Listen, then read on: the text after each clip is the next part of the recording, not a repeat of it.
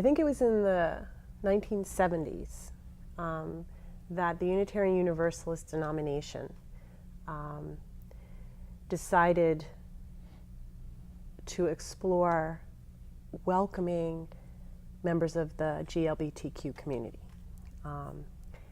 And that really was because in our tradition is grounded in the idea that out of our Universalist heritage, that every person is a beloved child of God or the source of life.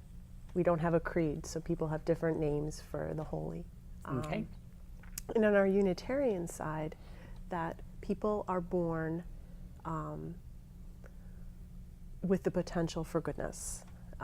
So our tradition comes out of those two, it's two denominations that merged, but they come out of that. Okay. So in thinking that way, when members of the gay community challenged essentially our congregations and our ministers, they realized that if we were going to be true to our tradition and our covenant, that we needed to become welcoming. And before we could do that, we had to learn what that meant. And it was not trying to make members of the LGBT community conform to us, but to understand what their experiences were, what they needed from a community of faith, what their families needed. And so that became a process that we called the welcoming congregation process. Is that for all Unitarian churches that Yep. nationwide? Yep. So Yep. they can be in Texas seeing Yep. this, and there will Yes. be a Unitarian Yep. church. Okay. And they will say specifically there's a process we go through, and we vote as a congregation, because we have congregational polity, so every congregation makes their own decision, but most of them are, to become what's called a welcoming congregation. And if a congregation has that designation, it means they've gone through this process. They have educated themselves. They have committed themselves. And so we have actually been we performed same-sex unions and marriages long before it was legal, welcoming families. And so it started more with gay couples and gay individuals, and then over time we learned how important it was also to grow in our knowledge and wisdom and understanding and welcome of transgender folks specifically, because that was a different experience.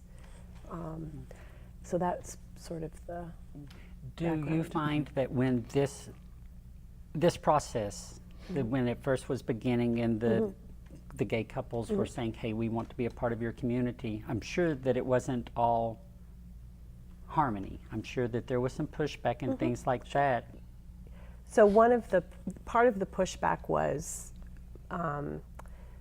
around, well, why are we focusing on welcoming this group of people and not everybody? That was, that was how it was couched. Okay.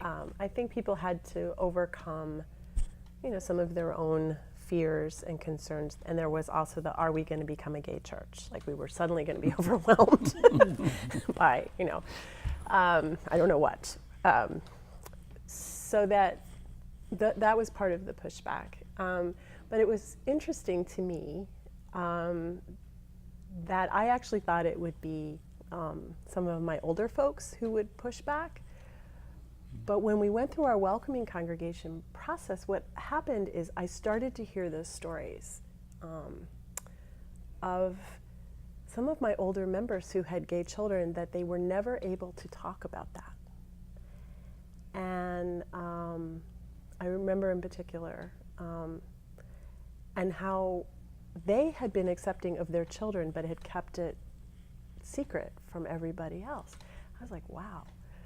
So you didn't even expect that part No, I of it did to not happen. expect that at Fascinating. all. And I just, I just remember that. And so actually, a lot of my elders were very welcoming. Anytime there's change in a church, people get antsy, no matter what. Right. And I think the other thing, though, that helped is that Unitarian Universalism for a long time has had a sexuality education as a very important part. It was, when I was growing up, it was called About Your Sexuality. Now it's called Our Whole Lives. Okay.